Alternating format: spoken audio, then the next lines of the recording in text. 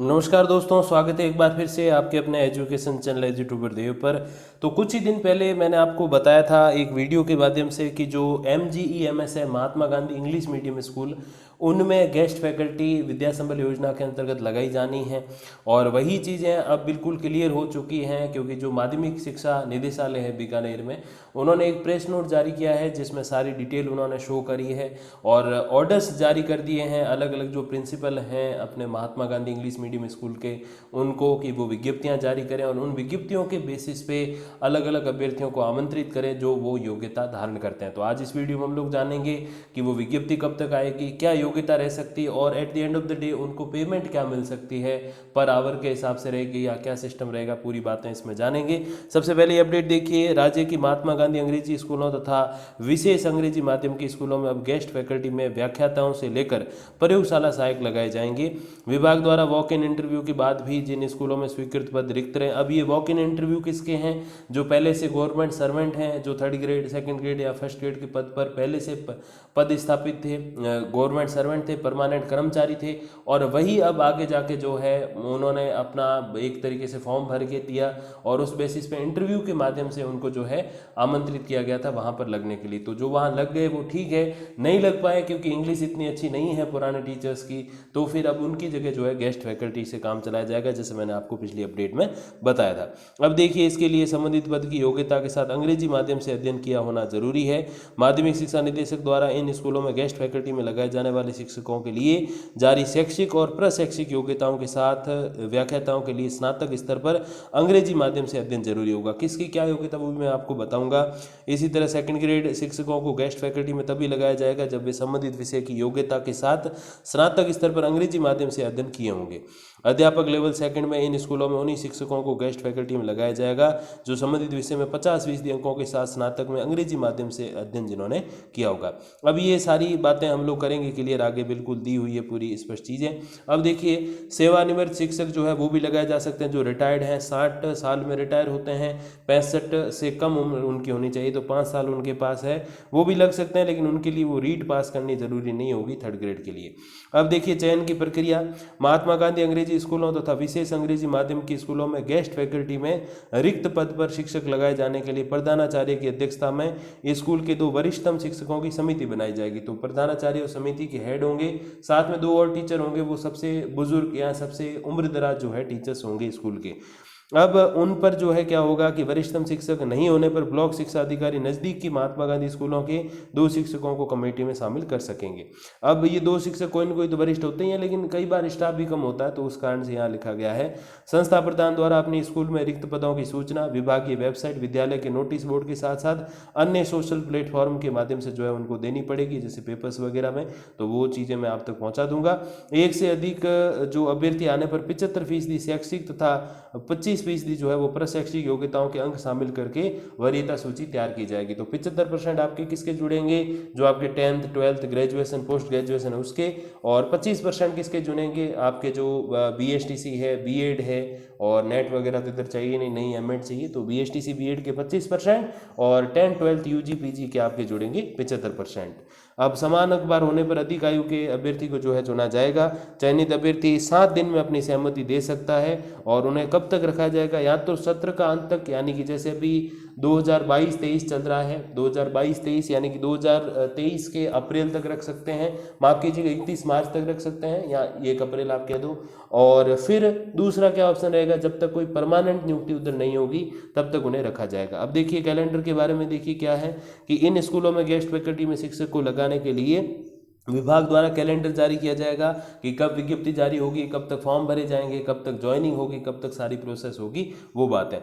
अब प्रधानाचार्य उनके अनुसार अपने स्कूलों में रिक्त पदों की सूचना जारी करेंगे और उसी के बेसिस पे जो आवेदन आमंत्रित किए जाएंगे। पेमेंट के बारे में अलग से मैं बात कर लूँगा। अब देखिए, पेमेंट की चीज़ें जो है वो क्या है वो आप देख सकते हो यहाँ पर। अभी एक और बात इसमें महत्वपूर्ण है कि जो रिटायर्ड टीचर है उनके लिए रीट की बाध्यता नहीं है, क्योंकि जब वो लगे थे तब रीट नहीं हुआ करती थी, तो उनके लिए तो कोई बाध्यता नहीं है। बाकी आप जो लेवल 1 लेवल 2 है 3rd ग्रेड में, तो उसके लिए आपकी रीट चाहिए मिनिमम, और BSTC या बीएड चाहिए। 2nd ग्रेड के लिए BA बीएड या BSc बीएड BCom बीएड चाहिए, और 1st ग्रेड के लिए देखें तो PG जिस विषय का आप बनना चाहते हो वो, और साथ में बीएड चाहिए। तो ये सारी योग्यताएं हैं।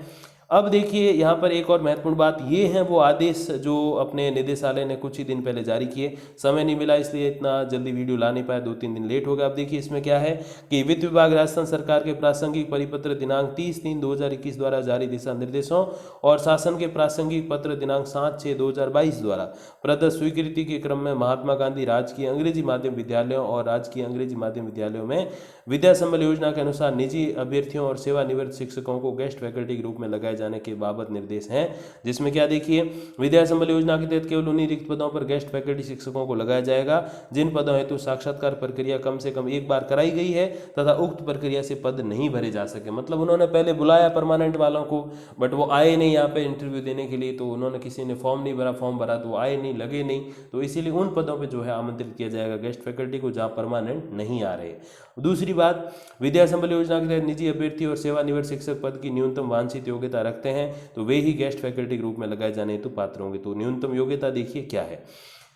अब देखिए सबसे पहले व्याख्याता, जो जीव विज्ञान के व्याख्याता बनना चाहते हैं तो उनके लिए क्या शैक्षणिक अर्हता है, प्राणी विज्ञान, वनस्पति विज्ञान या जीव प्रौद्योगिकी में जो है अपने मान्यता प्राप्त अंग्रेजी स्नातकोत्तर या विश्वविद्यालय आप कह सकते हो, किसी भी यूनिवर्सिटी जो मान्यता प्राप्त यूनिवर्सिटी है उससे अंग्रेजी में स्नातकोत्तर यानी कि इंग्लिश में पीजी किया हो, ये सब्जेक्ट रहे हो, प्राणी विज्ञान, वनस्पति विज्ञान, जीव प्रौद्योगिकी, इसमें इंग्लिश में पीजी किया हो या फिर इसके बराबर की कोई परीक्षा उत्तीर्ण किया हो, उन्होंने स्नातक स्तर पर अंग्रेजी माध्यम में वनस्पति विज्ञान और प्राणी विज्ञान का अध्ययन किया हो। तो व्याख्याता जीव विज्ञान का वही बन सकता है जिसने प्राणी विज्ञान, वनस्पति विज्ञान या जैव प्रौद्योगिकी में पीजी किया हो इंग्लिश में, और यूजी में उनके क्या हो, इंग्लिश में कौन कौन से विषय हो, वनस्पति विज्ञान या फिर प्राणी विज्ञान।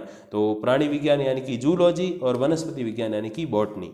तो जैसा कि आपको पता है जो बायोलॉजी है यानी कि जो जीव विज्ञान है वो संबंधित है जूलॉजी से कहीं न कहीं, तो डेफिनेटली जूलॉजी जो प्राणी विज्ञान लाइफ साइंस है और बॉटनी है उसमें यूजी किया हुआ काम आएगा, लेकिन इंग्लिश में होना चाहिए, ये बात आप ध्यान रखिएगा।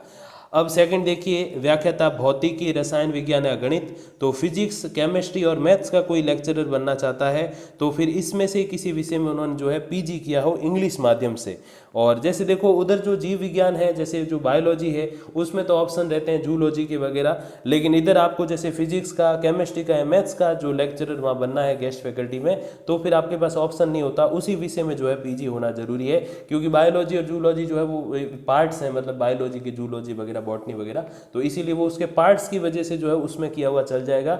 लेकिन इधर आपको भौतिकी, रसायन विज्ञान यानी कि केमिस्ट्री और फिजिक्स में करना है तो इसी में आपका पीजी होना जरूरी है, दूसरे वाला काम नहीं आएगा। और प्लस शैक्षिक अर्हता क्या है तो आपको पता पीजी प्लस बीएड होता है फर्स्ट ग्रेड के लिए। अब देखिए सेकंड ग्रेड में कौन कौन से पद हैं, इंग्लिश, हिंदी, गणित और अपने तृतीय भाषा यानी कि संस्कृत। तो इसके लिए क्या होगा, आपके पास बीएड चाहिए, साथ ही साथ जो बीए है उसी में इंग्लिश, हिंदी होते हैं, और बीएससी है तो गणित, और बीए में भी गणित होता है। तो वैकल्पिक विषय के रूप में संबंधित विषय के साथ अंग्रेजी माध्यम से स्नातक या उसके लेवल की कोई परीक्षा जो है आपने इंग्लिश में उत्तीर्ण करी हो। तो ग्रेजुएशन होना चाहिए, उसमें ये आपके ऑप्शनल होने चाहिए, इंग्लिश, हिंदी है तो फिर हिंदी में ही होगा, जाहिर सी बात है, और इंग्लिश है तो फिर इंग्लिश में, और गणित या तृतीय भाषा है तो तृतीय भाषा के लिए तो वो ऑप्शनल में होना चाहिए, और मैथ्स है तो वो आपके अंग्रेजी माध्यम से हुआ होना चाहिए। ये यहाँ पर ध्यान देने वाली बात है। तो ये जो 4 ऑप्शनल सब्जेक्ट हैं, इंग्लिश, हिंदी, गणित और तृतीय भाषा, तो ये आपके ऑप्शनल में होने चाहिए ग्रेजुएशन में, तब आप बन सकते हो। यहाँ अंग्रेजी की कोई ज़्यादा बाध्यता नहीं है एक भाषा को छोड़कर। फिर वरिष्ठ अध्यापक विज्ञान की बात करें तो वही भौतिक विज्ञान, रसायन विज्ञान, प्राणी विज्ञान, वनस्पति विज्ञान, सूक्ष्म जीव विज्ञान, जैव प्रौद्योगिकी, जैव रसायन विज्ञान में कम से कम 2 विषय जो हैं इनमें से कोई भी आपके, जैसे अमूमन होते हैं पीसीबी होते हैं, फिजिक्स, केमिस्ट्री, बायोलॉजी, और सीबीजेड होते हैं केमिस्ट्री, बॉटनी, जूलॉजी, ऐसे। तो इसमें से कोई भी ग्रुप में आप हो तो 2 विषय तो आ ही जाते हैं, और उसमें से कोई 2, जैसे मैंने कहा कि ये जो 6 विषय मैंने बताया इसमें से कोई 2 होने चाहिए, बाकी तो खैर नहीं होते अमूमन। और उसके साथ बीएड होना चाहिए, वो भी इंग्लिश में। तो इंग्लिश जो माध्यम, अंग्रेजी माध्यम होना चाहिए, बाकी हिंदी माध्यम वाले इसमें नहीं चलेंगे, आप ध्यान रखिएगा। अब देखिए आगे इसमें कौन कौन से और पद हैं और उसमें क्या क्या योग्यता। फिर वरिष्ठ अध्यापक सामाजिक विज्ञान का बनना है तो उसमें भी इंग्लिश माध्यम में आपका होना चाहिए, और ऑप्शनल में आपके जो है इतिहास, भूगोल, अर्थशास्त्र, राजनीति विज्ञान, समाजशास्त्र, लोक प्रशासन या दर्शन शास्त्र, मतलब कि history, geography, economics, political science, sociology, अपने पब्लिक एडमिनिस्ट्रेशन और दर्शन शास्त्र, यानी कि आपके जो फिलोसफी है वो होनी चाहिए। तो ये सारे जो है आपके इंग्लिश में विषय होने चाहिए। इनमें से कौन से, कोई दो हैं, ये जो सभी दिए हुए हैं कम से कम 7 से 8 सब्जेक्ट है, इसमें से कोई दो हैं आपके। जैसे अमूमन क्या होते हैं, राजनीति इतिहास समाजशास्त्र होता है या राजनीति इतिहास भूगोल होता है, लेकिन किस में चाहिए, इंग्लिश में चाहिए, तब आप जो है सेकंड ग्रेड बन पाओगे। साथ में बीएड भी चाहिए। अब फिर अगर आपको थर्ड ग्रेड बनना है, अध्यापक लेवल सेकंड, अंग्रेजी या गणित का थर्ड ग्रेड बनना है, तो बीएड या डीएलएड भी चलेगी, लेकिन न्यूनतम अंक का जो सिस्टम है वो होना चाहिए, 45% लगभग होते हैं। और इधर देखिए, द्वितीय परीक्षा उत्तीर्ण जिसकी वैधता अवधि समाप्त नहीं की गई हो, तो आपके जो है रीट का एग्जाम पास किया होना चाहिए। जैसे अभी तो रीट के खैर वो कर दिया सर्टिफिकेट का वैलिडिटी, तो अगर वो नहीं है, अगर बहुत कोई पुराना है तो भी खैर हो गया, लेकिन अगर नहीं होता तो फिर उसकी जो वैलिडिटी समाप्त नहीं की गई हो, आपका बीएड या डीएलएड हो, तो थर्ड ग्रेड के लिए रीट साथ में पास किया होना जरूरी है। और मिनिमम आपके 50% होने चाहिए गणित, अंग्रेजी या संबंधित विषय, क्योंकि उसमें अलग अलग होते हैं, तो उस बेसिस पे। और सारी चीज़ें इंग्लिश में होनी चाहिए, केवल भाषा विषय जो है जैसे हिंदी संस्कृत उनको छोड़कर। फिर अध्यापक लेवल फर्स्ट, तो इसमें तो डीएलएड ही चाहिए, बीएड इसमें मान्यता है नहीं, तो इसमें आपके 50% अंकों के साथ जो है वो 12th होनी चाहिए या समकक्ष परीक्षा जो आपने अंग्रेजी माध्यम में 10+2 में उत्तीर्ण की हो। तो सारा कुछ इंग्लिश मीडियम में, और 12th के साथ आपके होनी चाहिए डीएलएड, और plus 12th plus DElEd plus आपके जो है रीट फर्स्ट लेवल उत्तीर्ण हुआ होना चाहिए। फिर शारीरिक शिक्षा शिक्षक है यानी कि पीटीआई है, तो फिर उसमें आपको पता है डीपीएड, बीपीएड, सीपीएड वगैरह चलते हैं, जो diploma in element, diploma in physical education वगैरह, या फिर जो बैचलर ऑफ फिजिकल एजुकेशन जो होते हैं वो सारी चीज़ें इसमें चलती है। डीएलएड की तरह डीपीएड होता है और बीएड की तरह बीपीएड होता है। और किसी मान्यता प्राप्त बोर्ड से अंग्रेजी माध्यम में जो है उन्होंने 12th पास की हो तो वो पीटीआई वहाँ पे बन सकते हो, इसमें थर्ड ग्रेड का ही पीटीआई का पद है। फिर देखिए, पुस्तकालय अध्यक्ष, लाइब्रेरियन किसी को बनना है तो किसी मान्यता प्राप्त बोर्ड से अंग्रेजी माध्यम में 12th की हो, और साथ में जो है लाइब्रेरियन का 6 महीने का कोर्स होता है, तो वो पुस्तकालय अध्यक्ष विज्ञान में प्रमाण पत्र 6 महीने का होता है। और या फिर उसके अलावा कोई आपके ऑप्शनल में पुस्तकालय अध्यक्ष का कुछ रहा है तो फिर वो भी आप जो है मान्यता यहाँ पे होती, डिप्लोमा वगैरह, और 6 महीने का सर्टिफिकेट भी होता है, अमूमन वही होता है सबके पास। और फिर प्रयोगशाला सहायक, लैब असिस्टेंट अगर आपको बनना है तो फिर वही बात है, भौतिक विज्ञान, रसायन विज्ञान, जीव विज्ञान, सूक्ष्म जीव विज्ञान, जैव प्रौद्योगिकी, जैव रसायन विज्ञान, गणित में से कोई कम से कम 3 विषय, वहाँ जो था टीचर में वो कम से कम 2 विषय चाहिए थे, यहाँ कम से कम आपके 3 विषय होने चाहिए। और उन्हीं वैकल्पिक विषयों को अंग्रेजी में आपने पढ़ा हो अगर 12th में, तो फिर आपके जो है सीनियर सेकेंड या समतुल्य यानी कि 12th में अगर आपने ये विषय 3 विषय कोई भी इंग्लिश में पढ़े हो तो आप प्रयोगशाला सहायक बन सकते हो, और उसके लिए कोई एक्स्ट्रा प्रशैक्षिक योग्यता तो नहीं चाहिए।